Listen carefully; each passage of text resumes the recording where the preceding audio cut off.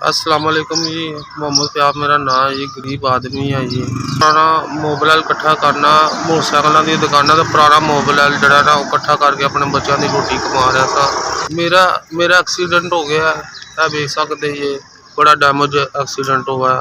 अल्लाह ने नई जिंदगी दी है। लिहाजा तो मैं 1 साल हॉस्पिटल च रहा। अख की वजह तो मैं बर्बाद हो गया। वो मेरे को पैसे सी रास्ते जिहड़े मैं अपने ऑपरेशनां ते ला लिते, इलाज वास्ते ला लिते। मैं बड़ी तकलीफ दे विच हाँ। ये भी डॉक्टर कहते इहदे च ऑपरेशन होएगा, प्लेटां पैणगियां, फिर अख सही होएगी। 70 तो 80 हज़ार रुपया, लख भी लग सकता है, लेकिन 70 तो 80 हज़ार रुपया अरेंजमेंट करके लख रुपया हो सकता है। मैं तो माड़ा बंदा, किसी टाइम रोटी वास्ते भी नहीं पैसे होंदे।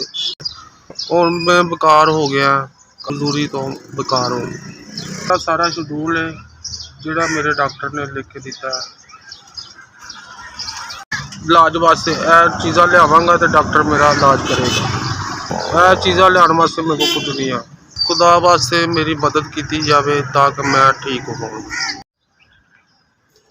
SBS तुहाडा अल्लाह भला करे, तुहानूं तरक्कियां कामयाब करे। अल्लाह तुहाडे दायरे नूं सलामत रखे। अल्लाह तुहानूं खुशबाद रखे। अल्लाह तुहानूं दिंदा रहे अज साडे गरीबां दी मदद करदे रहो। तुसीं मेरी 5000 दी मदद की। अल्लाह तुहाडा बहुत शुक्रिया।